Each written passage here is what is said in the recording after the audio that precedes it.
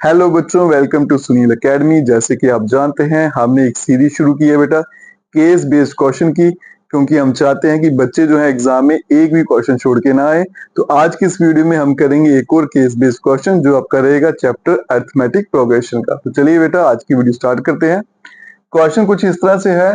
निहारिका सिंह जो है वो एक 400 मीटर की रेस में शामिल होना चाहती है, क्योंकि उसके स्कूल में एनुअल स्पोर्ट्स डे है। ठीक है, अब 400 मीटर की रेस को दौड़ने के लिए उसको कितना टाइम लगता है? 65 सेकेंड्स।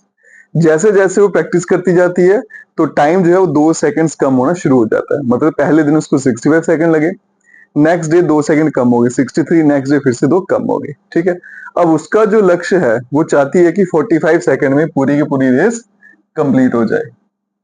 ठीक है जी, इसी इंफॉर्मेशन पे बेस्ड आपको कुछ क्वेश्चन के आंसर पूछे गए हैं। सबसे पहला है कि first 3 term of the AP, AP की पहली 3 टर्म्स लिखिए। तो एपी बनाते हैं बेटा, क्या बनेगी? सबसे पहले उसको 65 सेकंड लगते थे, अब 2 सेकंड कम हो गए तो 63, 2 और कम हो गए तो बेटा कितना हो गया? 61, फिर से 2 कम होंगे तो 59 और सो ऑन। तो ये आपकी एपी आ गई। तो अगर पहली 3 टर्म पूछिए तो क्या आएगी? 65, 63, 61। ठीक है बेटा, पहला पार्ट हो गया। दूसरे पे चलते हैं। What is the minimum number of days she need to practise till her goal is achieve? कितने दिन प्रैक्टिस करे ताकि उसको अपना गोल अचीव हो जाए? और गोल क्या है? 45 सेकंड में रेस कंप्लीट करना। तो लेट कर लेंगे Tn इक्वल्स टू 45। Tn का फॉर्मूला बेटा a plus n minus 1d equals to 45। अब a की वैल्यू फर्स्ट टर्म है 65 प्लस एन माइनस 1 और d is the difference 63 minus 65, तो आंसर आएगा -2। तो बच्चे क्या करते हैं, जल्दी जल्दी में 63 माइनस 65 किया, आंसर क्या लिख देते हैं? +2। क्वेश्चन वही गलत हो जाएगा, तो डिफरेंस हमेशा ध्यान से निकालिएगा। -2 और यहाँ पे आ गया बेटा 45। इसको यहाँ भेज देंगे तो n माइनस 1 और यहाँ -2, 45 माइनस 65।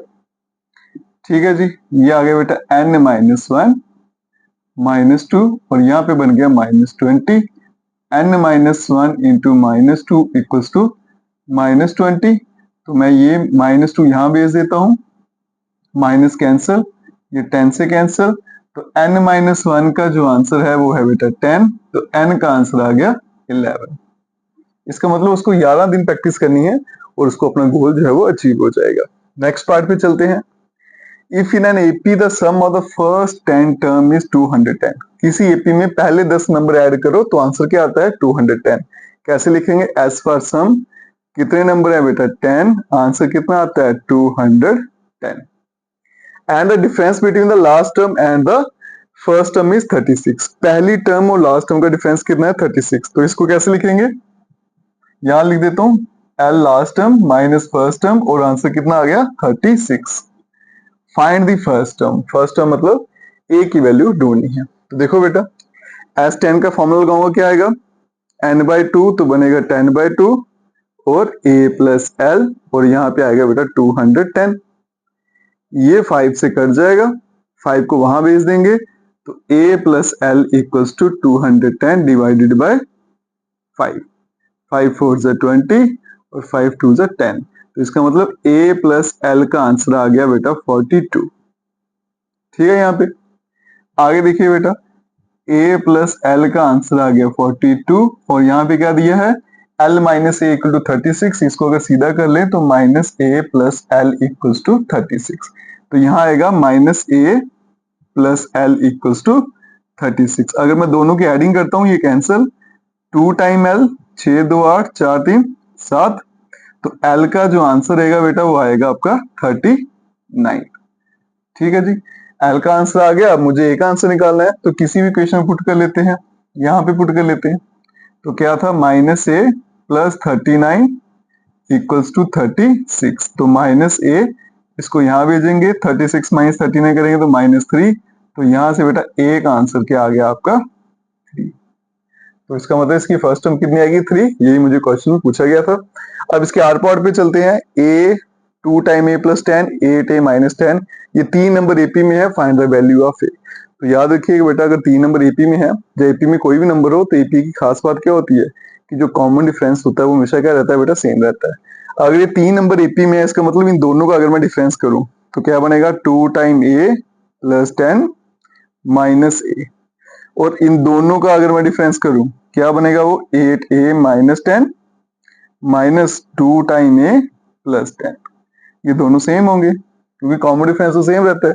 तो यहाँ पे देखो बेटा एक एक कट जाएगा तो a प्लस 10, और यहाँ पे 8a माइनस 10 माइनस 2 टाइम ए, और माइनस कितना आएगा 10।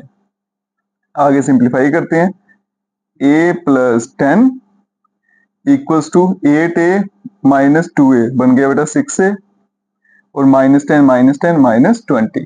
अब a वाली टर्म एक तरफ ले जाते हैं और नंबर एक तरफ, तो बड़ा a यहाँ पे है, इसको यहाँ भेज देते हैं, इसको यहाँ भेज देते हैं, ये 10 प्लस 20, और ये हो जाएगा बेटा 6a माइनस ये आएगा आपका 5a, ये बनेगा 30 इक्वल्स टू 5a। अब ये 5 6 से कैंसिल, तो a का आंसर आ जाएगा 6।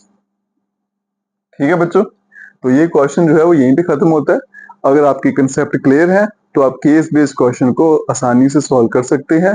घबराना नहीं है इन क्वेश्चन को देके, बस एक दो बार रीड करोगे आपको खुद ही पता चल जाएगा कि क्वेश्चन में क्या पूछा है और कैसे हमने करना है। बाकी वीडियो को ज्यादा से ज्यादा शेयर करें, चैनल को लाइक सब्सक्राइब शेयर कमेंट जरूर करें। Best of luck.